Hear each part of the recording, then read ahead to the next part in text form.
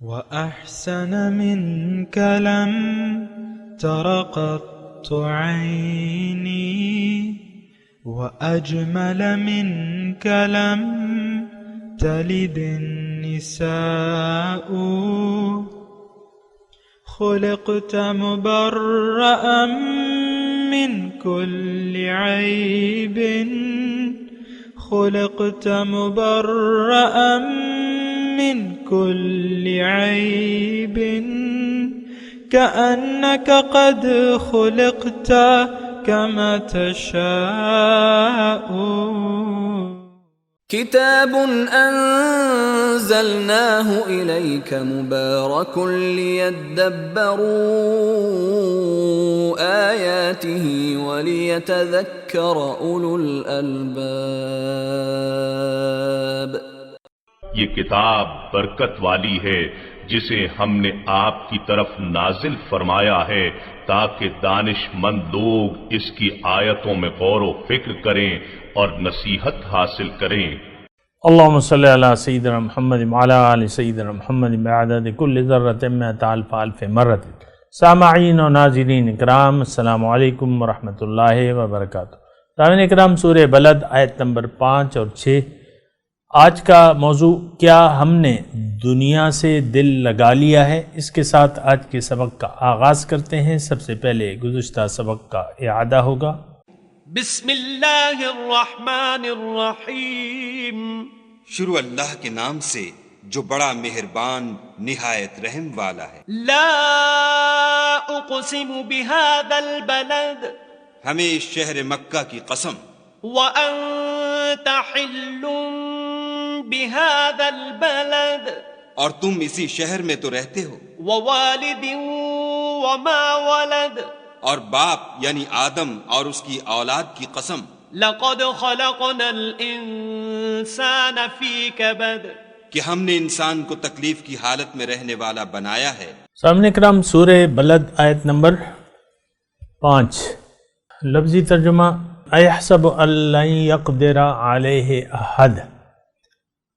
کیا وہ یہ خیال کرتا ہے کہ کوئی بھی اس پر قابو نہ پا سکے گا. یقول اہلکت مالا لبدا. اس کہتا ہے کہ میں نے مال برباد کیا. ایحسب ان لم یرہ احد. کیا وہ یہ خیال کرتا ہے کہ اس کو کسی نے بھی نہیں دیکھا؟ سامعین اکرام، انسان کی جو طریقے اللہ تعالیٰ کو پسند نہیں ہیں اور جس سے اللہ تعالیٰ ناراض ہوتا ہے اس کا بیان ہو رہا ہے. اور پھر انسان میں دیکھیں، ایک تو دنیا میں انسان، یہ بات ذرا نوٹ کر لیں، اگر انسان دنیا میں آ کر یعنی زندگی پا کر اس کو غور و فکر کر کے اللہ کے بارے میں جاننا چاہیے، اپنے خالق کے بارے میں، اپنے مالک کے بارے میں، اور جو اس سے اس کا رب چاہتا ہے اس کے بارے میں اس کو سوچنا چاہیے اپنی عقل سے. دیکھیں، اگر انسان کے پاس عقل نہ ہوتی تو پھر تو وجہ ہو سکتی تھی. مثال کے طور پہ ایک گائے ہے، اس کے پاس ایسی عقل تو نہیں ہے جیسے ہمارے پاس ہے. اگر وہ اپنے مقصد تخلیق کے بارے میں نہ سوچے اور بس ایک عام زندگی گزارتی رہے اپنی عقل کے مطابق تو وہ تو ٹھیک ہے، اس کو کوئی عقل، زیادہ شعور و عقل تو نہیں ہے. لیکن ہمیں تو اللہ تعالیٰ نے عقل دیا ہے نا، سوچ بچار. الم نجعل لہ، ابھی آئے گا، الم نجعل لہ عینین. کیا ہم نے اس کے لیے 2 آنکھیں نہیں بنائی کہ یہ دیکھ سکے، کسی چیز کے بارے میں اندازہ لگا سکے؟ وَلِسَانٌ وَشَفَتَيْن. اور بات یعنی اس کے پاس زبان ہے، وہ کسی سے پوچھ سکتا ہے، 2 ہونٹوں سے کام لے سکتا ہے. تو ہم نے اس کو وَهَدَيْنَاهُ النَّجْدَيْن، اس کو اللہ تعالیٰ فرما رہے ہیں میں نے دونوں راستے دکھا دیے ہیں. تو انسان، یہ بات ذرا توجہ سے سنیں، انسان اگر آ کر دنیا میں آ کے یعنی ہوش سنبھال کے اگر یہ ہوش و خیرت سے کام نہ لے، اپنے بارے میں نہ سوچے، اپنے خالق کے بارے میں نہ سوچے، اپنے مقصد پیدائش سے آگاہ نہ ہو، تو پھر مطلب یہ تو پھر نقصان میں رہے گا. یہ تو دیکھیں ایک ایسی بات ہے، میں آپ سے مخاطب ہوں، یہ ایک ایسی بات ہے کہ یہ تو یعنی میرے لیے بھی آپ کے لیے بھی ہے، میں اگر اپنے بارے میں نہ سوچوں اور گائے بیل بھینس بکری کی طرح کھانا پینا بس اس کو شغل سونا، یہ کیا زندگی ہے؟ یعنی اس پہ تو آپ سوچیں نا، یعنی جانوروں کے، یعنی جانور جس طرح ان کے پاس عقل و شعور نہیں ہے اور وہ اس سے کام نہیں لیتے، تو ہم تو ایسے نہیں ہیں نا۔ اللہ تعالیٰ نے تو ہمیں عقل دی ہے، شعور دیا ہے، آنکھیں دی ہیں، دیکھ سکتے ہیں، سوچ سکتے ہیں۔ یعنی اب گائے کو کبھی آپ نے دیکھا ہے کہ وہ ستاروں بھرے آسمان کی طرف دیکھ کے کچھ سوچ رہی ہے؟ یعنی گائے کے متعلق تو آپ یہ نہیں سوچ سکتے، یا ایک کتا ہے یا بیل ہے، بھینس ہے، بکری ہے، اس کے متعلق آپ یہ سوچ سکتے ہیں یہ کہ کبھی انسان یہ کائنات کی تخلیق میں غور کرے گی کہ اس کا خالق کون ہے؟ یہ دیکھیں میں انتہائی افسوس سے کہہ رہا ہوں کہ ایسی یعنی کم درجے کی میں مثالیں آپ کو دے رہا ہوں۔ اس کی وجہ یہ ہے کہ ہم نے بھی یعنی ایک بہت بدتر زندگی گزار رہے ہیں بنا کسی سوچ و سمجھ سے کام لے کے۔ آپ نے، میں آپ سے مخاطب ہوں، آپ نے جو زندگی گزاری ہے اس میں کبھی آپ نے سوچا ہے کہ آپ کی حقیقت کیا ہے؟ آپ کا خالق کون ہے اور اس خالق نے آپ کو پیدا کیوں کیا ہے؟ کبھی آپ نے سوچا ہے؟ مجھے بتائیں۔ یعنی میں عوام، میں مخاطب ہوں آپ سے، آپ مطلب عوام، سب لوگ، امت مسلمہ میں خاص طور پہ کہہ رہا ہوں، کیا آپ نے اپنے، اے امت مسلمہ، کیا تم نے اپنے مقام کو پہچانا ہے؟ کیا تم اپنی ذمہ داریوں سے آگاہ ہو؟ کیا جو کلمہ تم پڑھتے ہو اس کے تقاضے تمہیں معلوم ہیں؟ کیا رب کی طرف سے تمہارے اوپر جو ذمہ داریاں عائد کی گئی ہیں، کیا تمہیں اس کا احساس ہے کچھ؟ نہیں، بالکل نہیں۔ ہمیں احساس ہے بس ظاہر کا، میں کیا کروں گا، میرے بچے کیا کریں گے، میں بچوں کو چاہتا ہوں بڑا آدمی بناؤں، اچھی میں زندگی گزارنا چاہتا ہوں۔ یعنی آپ یہ خواب دیکھتے ہیں کہ اچھی زندگی، اچھی زندگی آپ کس کو کہتے ہیں؟ وہی مٹیریل والی، جانوروں کی طرح جو زندگی گزار رہے۔ تو یہ بات دیکھیں، یہ سوچ غلط ہے۔ یہاں بھی جو ہم سبق پڑھ رہے ہیں سامنے کرام، تو اس میں اللہ تعالیٰ نے انسان کی اس سوچ کی ترجمانی کر رہا ہے اللہ تعالیٰ، کیونکہ وہ تو ہمارا خالق ہے، ہمیں جانتا ہے اچھی طریقے سے۔ اَيَحْسَبُ أَن لَّن يَقْدِرَ عَلَيْهِ أَحَدٌ، ایک جملہ ہے جو ہم اپنی زبان سے کہتے ہیں، ایسا ہم سوچتے ہیں، ہمارا خیال یہ ہے کہ ہم کسی چیز کے جواب دہ نہیں ہیں کسی کی بھی سامنے۔ جو ہمیں اللہ تعالیٰ نے زندگی دی ہے، اول تو ہم اللہ تعالیٰ کی طرف سے سوچتے بھی نہیں ہیں، بس وہ کیڑوں کی طرح پیدا ہو گئے اور ہمیں کچھ سوچ و بچار تو نہیں ہے۔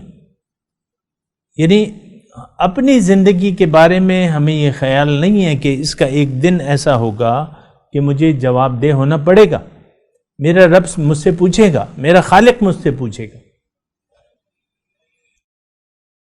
اور ہم نے یقول اہلکت مالا لبدا، کہتا ہے میں نے بہت مال برباد کر دیا، اور یہ فخراً کہنا ہے اس کا۔ مال برباد، ایک مال خرچ کرنا ہوتا ہے، ایک مال برباد کرنا ہوتا ہے۔ آپ ایک شادی پر 50 لاکھ روپے لگا دیتے ہیں تو مال تو آپ نے برباد کیا ہے۔ ایک چھوٹی سی سالگرہ ہوتی ہے، لاکھوں روپے اس پہ لگا دیتے ہیں۔ یہ ویڈنگ اینیورسری ہے، اور یہ جو ہے یہ برتھ ڈے ہے، یہ فلاں پارٹی ہے، یہ ڈمکانی پارٹی ہے، اس پہ لاکھوں آپ لگا دیتے ہیں۔ اہلکت مال لبدا، کہ میں نے مال برباد کیا، بہت مال میں نے برباد کیا۔ اہلکت، بہت برباد کیا، ہلاک کیا مال بہت۔ کیا مطلب؟ اس کا مطلب یہی ہے، یعنی یہ آپ فخراً کہہ رہے ہیں۔ اس کا مطلب یہ ہے کہ آپ تو دنیا ہی کے لیے زندگی گزار رہے ہیں، آپ ایک ریاکاری کی زندگی گزار رہے ہیں۔ اس کا مطلب یہ ہے کہ اللہ تعالیٰ کی رضا کی آپ کی نظر میں کوئی اہمیت ہی نہیں ہے؟ آپ کو اس بات کا احساس نہیں ہے کہ جو مال اللہ تعالیٰ نے آپ کو دیا ہے وہ ایک دن وہ آپ کو دیکھ رہا ہے، مال برباد کرتے ہوئے آپ کو دیکھ رہا ہے؟ اس کا ہمیں تو احساس نہیں ہے. یعنی زندگی جو ہم گزار رہے ہیں ہم مسلمان، تو اس میں تو ہمیں احساس نہیں ہے کہ یہ زندگی جو ہے یہ اللہ تعالیٰ کی امانت ہے، یہ ساری نعمتیں جو ہیں یہ اللہ تعالیٰ کی امانت ہے. تو اللہ تعالیٰ ہم سے اس کے بارے میں پوچھے گا، یہ احساس ہمیں نہیں ہے. ایک یعنی عام طور پہ آپ دیکھ لیں، میں یعنی بالکل ایک آہستگی سے آپ کو یہ بات کر رہا ہوں. آج آپ خوب غور و فکر کریں، کیا ہم سب اسی طریقے سے اپنی زندگی گزارنے میں نہیں لگے ہوئے کہ ہمیں اپنے رب کی پکڑ کا کوئی احساس ہی نہیں ہے کہ ایک دن ہوگا کہ اس دن پوچھا جائے گا مجھ سے، اور اگر میں نے زندگی بے فکری میں گزاری تو میری پکڑ ہوگی. اس بات کا تو ہمیں احساس نہیں ہے. اللہ کی پکڑ سے تو ہم ڈرتے نہیں ہیں، معاذ اللہ، استغفر اللہ. اللہ کی پکڑ، اور اللہ کی پکڑ تو بڑی سخت ہوتی ہے. آپ کو بھی معلوم ہے سامنے کرام، دنیا میں بھی اللہ تعالیٰ کی پکڑ ہوتی ہے اور آخرت میں تو یقینی ہوگی. اللہ کی پکڑ میں جب آ جائے بندہ تو وہ پھر چھوٹ نہیں سکتا. اور آخرت کے تو کیا کہنے، ابھی ہم نے گزشتہ سبق میں یہ پڑھا تھا کہ فَيَوْمَئِذٍ لَا يُعَذِّبُ عَذَابَهُ أَحَدٌ وَلَا يُوثِقُ وَثَاقَهُ أَحَد. اللہ جس طرح تمہیں جکڑے گا نا اس طرح کوئی جکڑ ہی نہیں سکتا تم. تو یہ بے فکری سے زندگی گزارنے کا اور لہو و لعب میں پڑھنے کا اور زندگی کو فضول ضائع کرنے کا کیا فائدہ؟ اللہ تعالیٰ نے تمہیں آنکھیں دی ہیں، آنکھوں سے تم دیکھو، ساری کائنات کو دیکھو اور پھر اس میں غور کرو. تمہیں زبان دی ہے، اس سے کام لو، پوچھو.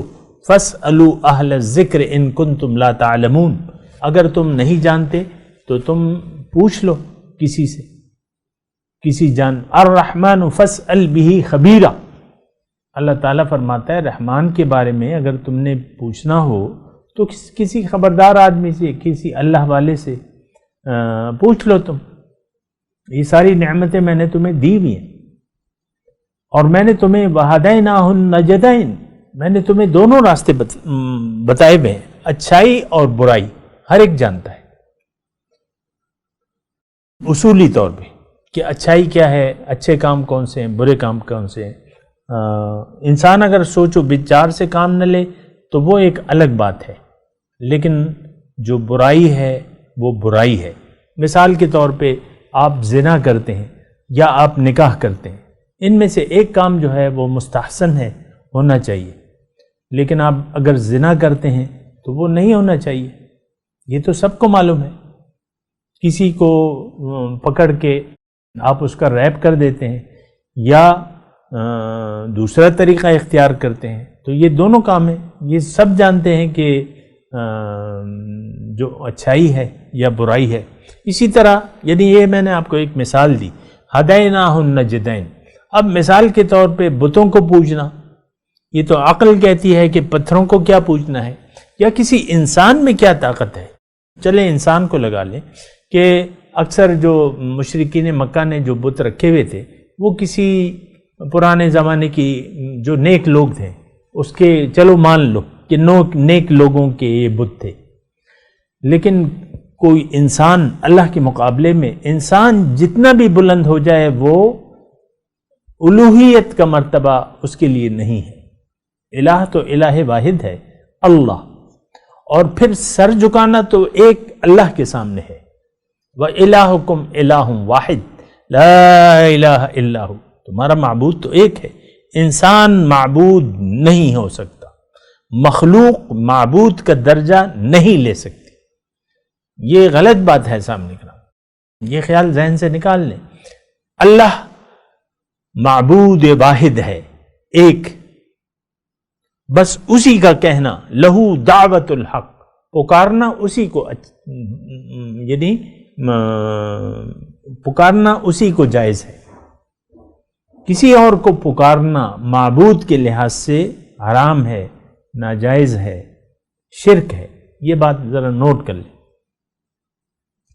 تو بہرحال اللہ تعالیٰ فرما رہا ہے کہ دیکھو تم ایسا نہ کرو، تم آزاد زندگی نہ گزارو، تم اپنے مال اور جان کو اللہ کی رضا کے لیے خرچ کرو، اللہ کو ناراض نہ کرو، اپنے جو اعمال ہیں، جو اعمال بد ہیں، ظاہر ہے کہ اللہ تعالیٰ تو اعمال کو دیکھتا ہے۔ ایک حدیث کا مفہوم ہے کہ ان اللہ لا ينظر، اللہ، اس کا مفہوم یہ ہے کہ اللہ تعالیٰ تمہاری صورتوں اور تمہارے مال کو نہیں دیکھتا، لیکن دیکھتا ہے تو تمہاری نیت کو اور تمہارے اعمال کو، کہ تمہاری نیت کیا ہے اور تمہارا عمل کیا ہے۔ آج ہماری نیت کیا ہے سامنے کرام؟ دنیا داری، مٹیریل، یعنی ہم مٹیریل کے پیچھے پڑے ہوئے ہیں، دنیا کے پیچھے پڑے ہوئے ہیں۔ آپ کو معلوم ہے سامنے کرام، گھر میں جو بیٹھی ہوئی بیگم صاحبہ ہے، اس نے اپنے آپ سے خدا بنا لیا ہے۔ وہ شوہر کے ساتھ اپنی مرضی سے سلوک کرتی ہے، اسی طرح شوہر بیوی سے اپنی مرضی سے سلوک، دونوں نے ایک دوسرے کو خدا سمجھ لیا۔ یہ گھر میں لڑائی جھگڑے کیوں ہوتے؟ یہ دھینگا مشتی کیوں ہوتی ہے؟ یہ آئے دن جو ہے ناچاقیاں ہو جاتی ہیں۔ ظاہر ہے کہ ایک خدا دوسرے کو پھر برداشت نہیں کرتا، بیوی شوہر کو نہیں برداشت، شوہر بیوی کو نہیں برداشت کرتا۔ یہ مطلب عجیب ایک، یعنی یہ دیکھیں گھر گھر کی کہانی ہے، یہ مادیت پرستی یہ ہمارے گھر گھر کی کہانی ہے۔ ہم نے خود خواہشات نفس کو اپنا خدا بنا لیا ہے، ہم نفس کے بت کی پوجا کر رہے ہیں۔ آپ دیکھ لیں، یعنی یہ دیکھیں، میں گھر کی جو مثال دیتا ہوں، یہ اب ظاہر ہے کہ میں تو آپ کو میں نے کہا ہے کہ میں کوئی علامہ یا مفتی تو نہیں، عام باتیں کر رہا ہوں میں، بالکل عام باتیں، اور ایسی باتیں کوشش کرتا ہوں کہ آپ اپنے گھر کے حالات کے مطابق اسے سمجھ لیں۔ گھر میں جو بیگم صاحبہ ہے، آپ کو معلوم ہے کہ وہ نفسانی جو اس کی جو اخلاق رذیلہ ہیں، وہ اس کی پجارن ہے عام طور پہ۔ یہ اس کی مرضی ہے کہ شوہر سے کس وقت اس نے ناراض ہونا ہے اور کس بات پر ناراض ہونا ہے، بس یہ اللہ کی اور رسول کی مرضی نہیں ہے اس کے نظر میں۔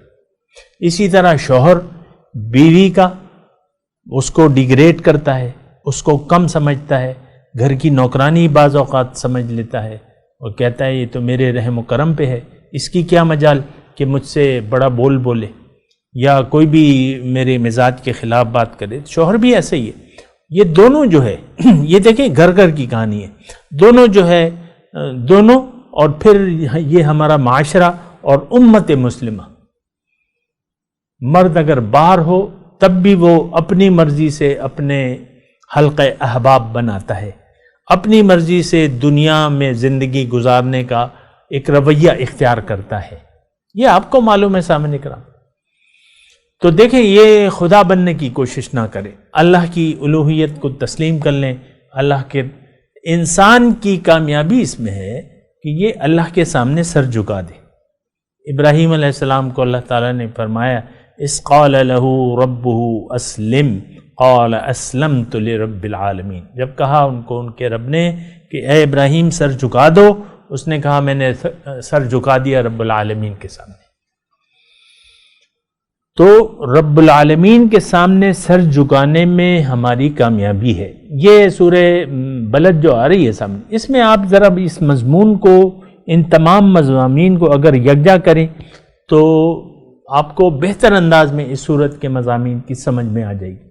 سب سے پہلے تو اللہ تعالیٰ نے یہ کہا کہ اے انسان، تم آرام اور آسائش کو اہمیت مت دو، تم مشقت، تمہاری کامیابی زندگی کی مشقت میں ہے۔ لَقَدْ خَلَقْنَا الْإِنسَانَ فِي كَبَدٍ، انسان کو میں نے مشقت میں پیدا کیا ہے۔ پھر اللہ تعالیٰ یہاں فرما رہے، اے انسان، تم نے تو ظاہر کو اپنا عزت، شہرت اور اس کا ذریعہ بنا لیا ہے، یا مال کے خرچ کرنے کو اور مال کو ہلاک کرنے کو تم بڑا تفاخر سے کہتے ہو، میں نے تو اپنے بیٹی کی شادی پہ 50 لاکھ روپے اڑا دیے، اور بیٹی کی شادی پہ میں نے ایک نئی 0 میٹر گاڑی دی ہے اپنے داماد کو۔ کرتا ہے کوئی ایسا؟ یعنی آپ فخراً یہ بات کر رہے ہیں میں نے یہ دیا ہے، میں نے گھر دے دیا، یہ کر دیا. اہلکت مال اللبدا، یعنی آپ مال کے کمانے میں اور اس کے خرچ کرنے میں اللہ تعالیٰ کی رضاؤں کی بجائے اپنا دکھلاوا کر رہے ہیں. ایک آدمی دعوت کرتا ہے، بعض اوقات میں نے خود دیکھا ہے، ایک پیسے والا ہے، وہ کسی دن دعوت کرتا ہے اور گاڑی پھراتا ہے لاؤڈ سپیکر. یہ میرے اپنے آنکھوں دیکھ کر کہ بھئی وہ فلانے صاحب نے دعوت کی ہے فلاں جگہ، آپ سب لوگوں کی دعوت ہے اور آپ آئیں کھانا کھائیں اور بڑی دعوت. اہلکت مال اللبدا، آج فلانے خان کی خیرات ہے. تو ایسا ہوتا ہے، یعنی غریب کا تو آپ خیال نہیں رکھتے، یتیم کا خیال نہیں رکھتے، اور آپ دعوتوں پہ بیجا اڑاتے ہیں، اسراف کر کے اڑاتے ہیں. گھر میں آپ کے پڑوس میں ایسا خاندان ہو سکتا ہے موجود ہو جو کھانے کو ترس رہا ہے اور اس کے پاس کھانے کے لیے، ہو سکتا ہے آپ کے پڑوس میں یا آپ کے خاندان میں کوئی ایسا یتیم موجود ہے جس کے والد وفات پا گئے ہیں اور ان کی بڑی تنگی سے گزر بسر ہو رہی ہے، لیکن آپ اس کا خیال ہی نہیں رکھتے. ہو سکتا ہے آپ کے گرد و پیش میں ایسے مساکین ہوں جو دانے دانے کو محتاج ہوں اور یعنی خاک نشین ہوں، مٹی میں یعنی سونے کے لیے ان کے پاس گھر نہیں ہے. آپ دیکھ لیں لاہور میں چلے جائیں یا بڑے شہروں میں چلے جائیں، ہمارے مردان میں تو کوئی ایسا خاص وہ نہیں ہے، لیکن پشاور میں یا بڑے شہروں میں پارکوں میں لوگ سوتے ہیں، رات جو ہے پارکوں میں گزارتے ہیں. گندے کپڑے اور کھانے کا کیا، کوئی نہ کھانے کا انتظام ہے، نہ پینے کا انتظام ہے، نہ رہنے کا. تو ایسے بہت سے لوگ ہیں. اب لاہوری کی آپ بات کر لیں، آپ دیکھ لیں مینار پاکستان پہ اور ریلوے اسٹیشن کے پاس پارکوں میں فٹ پاتھوں پہ صبح آپ جائیں نا، صبح کی نماز جب آپ پڑھنے جاتے ہیں مسجد میں تو لوگ پڑے سو رہے ہوتے ہیں. بارش آتی ہے تو پھر وہیں کسی کونے کھدرے میں دبک کے بیٹھ جاتے ہیں. تو یہ دیکھیں اللہ تعالیٰ یہ چاہتا ہے، تھوڑی سی یہ توجہ کریں کہ اللہ تعالیٰ یہ چاہتا ہے کہ تم مال کماؤ حلال اور پھر خرچ کرو اللہ کی رضا کے لیے، اپنی نام و نمود اور شہرت کے لیے خرچ مت کرو.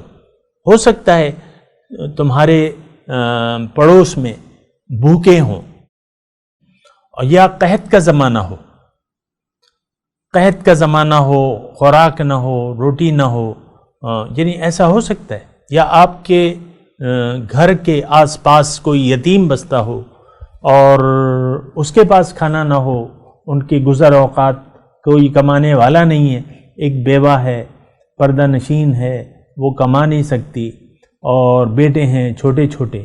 آپ ان یتیم کے سر پہ ہاتھ پھیرو، ان کی گھر والوں کی جو خرچ ہے اخراجات اس کا ذمہ لے لو.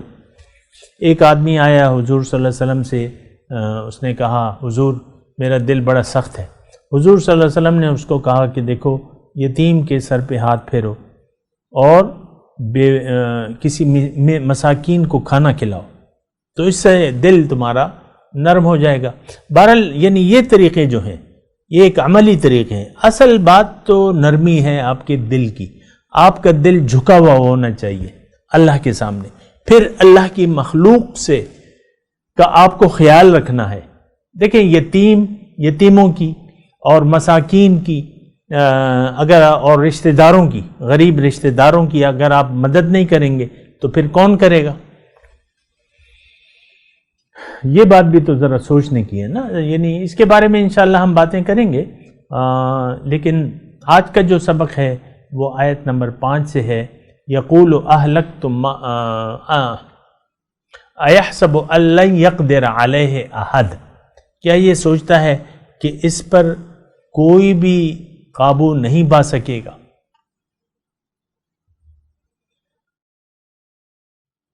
یعنی آپ کسی کی گرفت میں آ ہی نہیں سکتے. آپ کا کیا خیال ہے؟ ہم تو ایسی زندگی گزار رہے ہیں.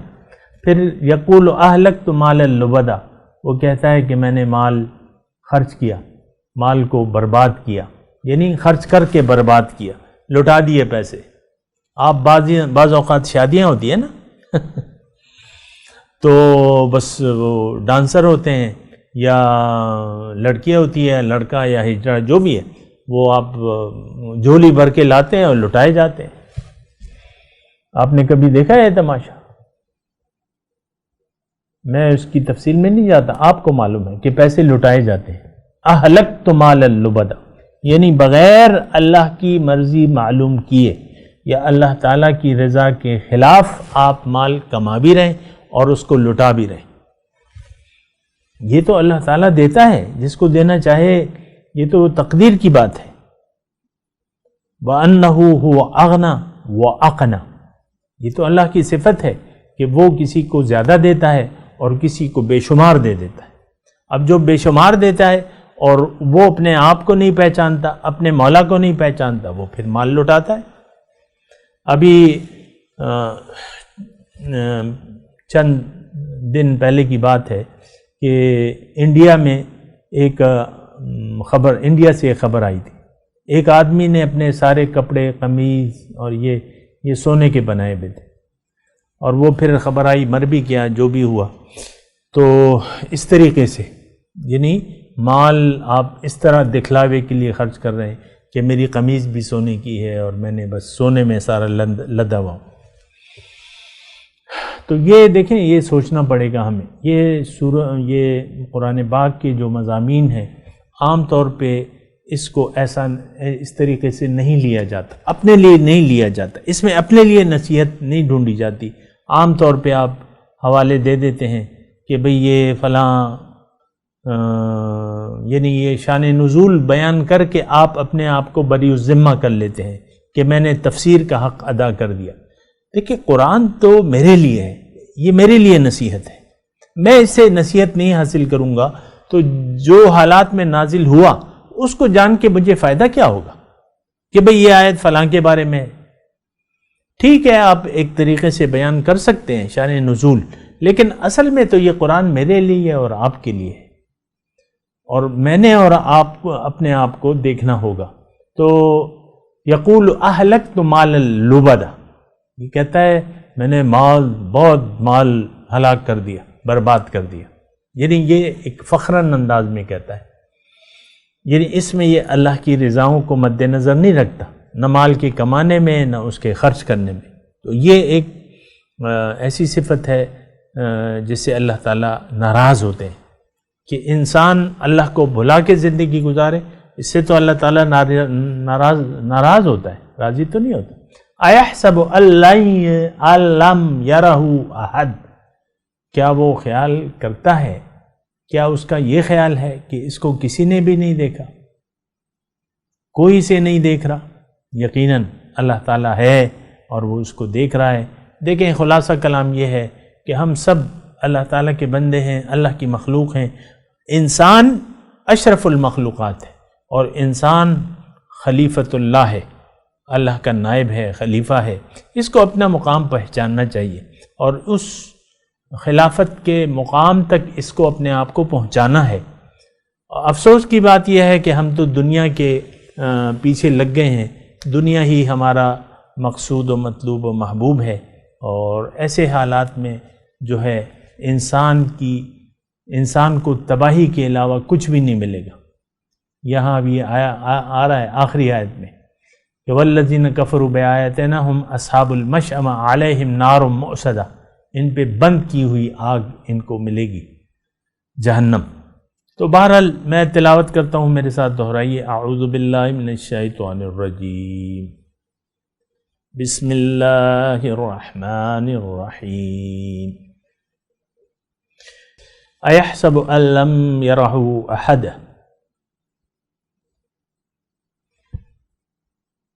اب ترجمہ سنا دیں۔ یقول اہلکت مال اللبدا، کہتا ہے میں نے مال برباد کر ڈالا۔ ایحسب ان لم یرہ احد،